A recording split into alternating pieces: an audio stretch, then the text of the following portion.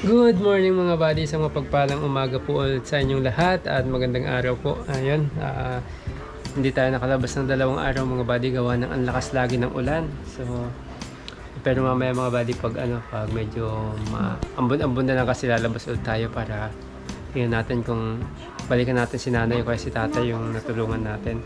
So, eto sila baby, ayan. Dito na sila sa baba. Ang gising mga buddy. Masarap matulog nila pag ganyang maulan kasi malamig na mga buddy. Si Ate Angel at si Ma'am. Kasi medyo mga buddy, lagi ng ulan tuwing gabi, hapon. Maghapon kahapon no. Ang ulan. So ako naman mga buddy ay mag-aayos sa taas. Ito meron akong dalang glass silicone sealant mga buddy. So kasama niyo ako sa taas. Ang ginising ako kagabi, basang-basa sila sa taas mga buddy. So, yun si Bibi. Buti si Bibi. Buti siya hindi nabasa. Ako ang katapat ng bintana. Nagulat naman ako. Sabi ko, saan galing yung tubig? Wala namang butas yung bubog. So, ayun mga buddy. Punta na ako sa taas. So, ayusin ko. So, kung matatandaan nyo kasi mga buddy, yung dito sa taas nung nakaraan, tinanggal ko yung salamin gawa ng sobrang init nga mga buddy. Ang problema naman yung umulan na, nabasa naman. So, dito kami natutulog mga buddy. Ako kasi sa baba dito sila natutulog. So, ayan mga buddy yung foam namin. Ayan, basang-basa na siya dito. Gawa ng dito lumabas yung tubig mga buddy. Ayan, ayan, nabasa pa. So, kasi nung nakaraan, kung matatandaan yung mga buddy, binaklas ko to. Gawa ng sobrang init niya, walang singawan. Kaya ngayon, binalik ko lang siya, pero hindi ko siya nilagyan ng sealant. Yung si ate mga buddy. Si ate kasi nilalagnat din mga buddy. Kung sa ate. Sakit pa ulo mo? Ha? Sakit pa ulo mo? Hindi po. Hindi ka nabasa dyan? Hindi po. Hindi na masakit ulo mo? Opo, Pagaling ka lang kasi bukas graduation mo na. Graduation nila bukas mga buddy. Sabi ko magpahinga siya maghapon para bukas magaling na siya. Masama pa rin yung pakiramdam niya. So yun, ako naman mga buddy ay mag-aayos muna ako dito. Nakakita nyo mga buddy basa. Dito lumabas ayun, tubig. Ayun, tubig pa siya. Daming tubig. Kaya, ang lakas kasi magdamag. Magdamag kahapon ay kagabi na umulan. Ginising nila ako ng madaling araw. Ito, basa na yung foam namin mga buddy.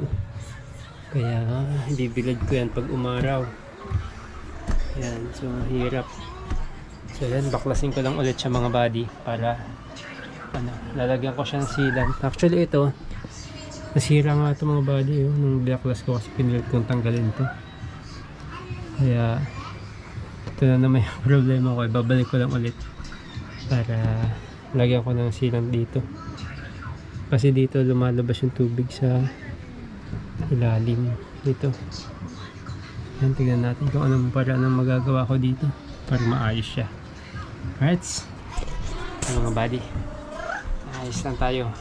Home daddy duty muna tayo ngayon. Kasi hindi kami nakalabas mga buddy gawan sa ate. Biyabantayan ko lang din. Bantay namin siya kasi nga nilalagnat.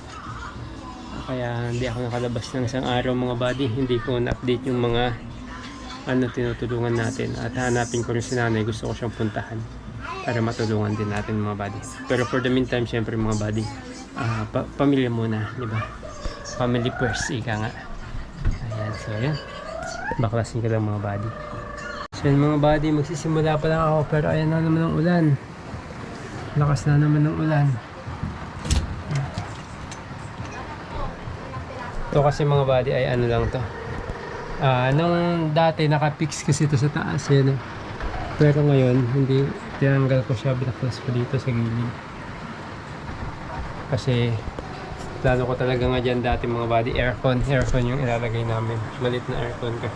Pero hindi na kailangan yun kasi tag-ulan na malamig na. Pero hindi ko lang alam kung tatagal ito mga buddy kasi may bagyo.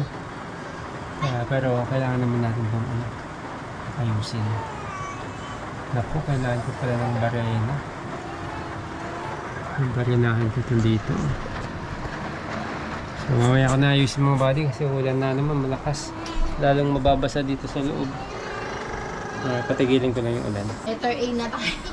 Yung unang bagyo sa taon. Letter A na. Lumakas na nga siya eh.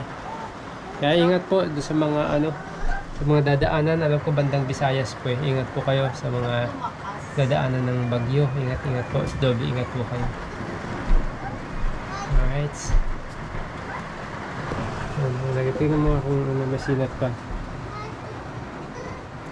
Pagpapawisan na siya, no? Pawisan na. Pagaling ka ate, bukas na graduation mo. Pag sinabi ko kasing inom ng maraming tubig palagi, uminom. Kahit malamig ang panahon, lagi kayong uminom ng tubig. Kasi yan yung pinakagamot natin eh. Water, kumbaga water therapy. So yun mga buddy, at ngayon nilagay ko na tong bintana ulit. So nilagyan ko na. Kung makikita nyo mga buddy, may silicone na dun sa labas.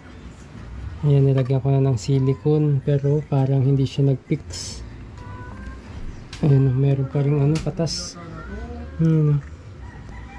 So ang gagawin ko dyan pag natapos na yung ulan, dun ko sa labas lalagyan ng silicone mga buddy, itong mga to, para wala talagang tubig. Ayan, kasi hindi siya nakapix talaga mga buddy, kasi nung tiyanggal ko to nasira. So lalagyan ko ng silicone. Tsaka dun sa labas, hindi siya nag-fix. Kaya tumatagos pa rin dito yung tubig. So yan. Yan mga buddy. At yan natin, kamusta? Mainit ka pa rin? Hindi na. Paano ka na? Palakas ka. Pahinga ka lang dyan. Hindi ka babasa dyan. Hindi. So yan. Sobrang init mga buddy. Tingnan yung kisa mo. Hindi na siya parang kumulubot na siya init tapos biglang lamig, yung kumulubot na.